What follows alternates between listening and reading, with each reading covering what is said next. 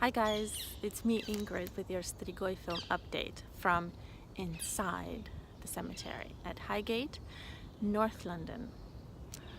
It's a beautiful day. I came back, it's morning. It was easy to get in, of course, so you pay your fee and you get in.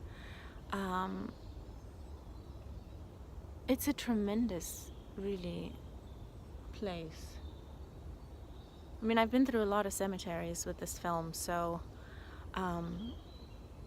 this one feels different, and they all do to a certain extent, but this one just makes me think of New Orleans for some reason. Anyway, this is the place where they've had the vampire sighting, and it's been a few years, but I mean, what are a couple of decades in the life of a vampire if not a couple of hours maybe? So it's too bad that they closed last night because, you know, the sun was setting and the light was just stunning.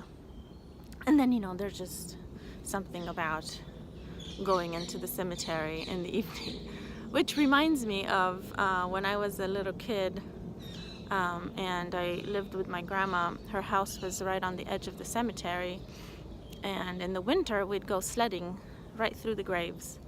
So you know, being in the cemetery at night is really not a unusual thing for me, although I haven't done it in a while. What else did I want to tell you? Because there was just so much at the Sumerian exhibit and in my readings, and I mean, somebody said something really interesting about Inanna, and I really appreciated that comment because he said that she is the embodiment of the good evil in a way, which, you know, I mean, most traditions and religions really separate good from evil, and we're supposed to fight against evil and resist it and embrace good or dark and light and all of that. And then, you know, there's of course the tradition that says that there is no good and evil. There just is.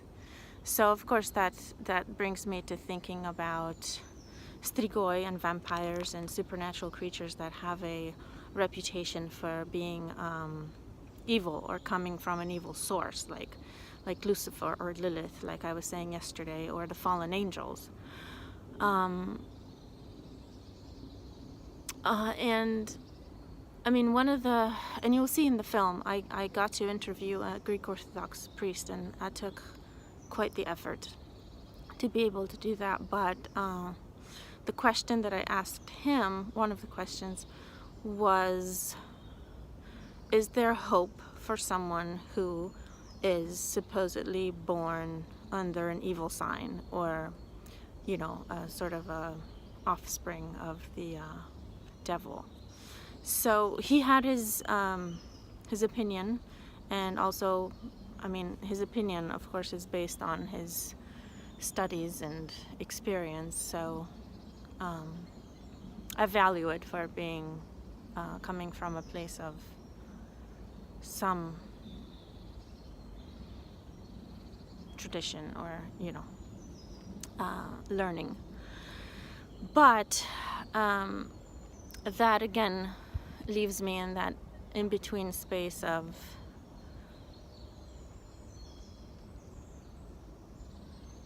predestination, destiny, choice,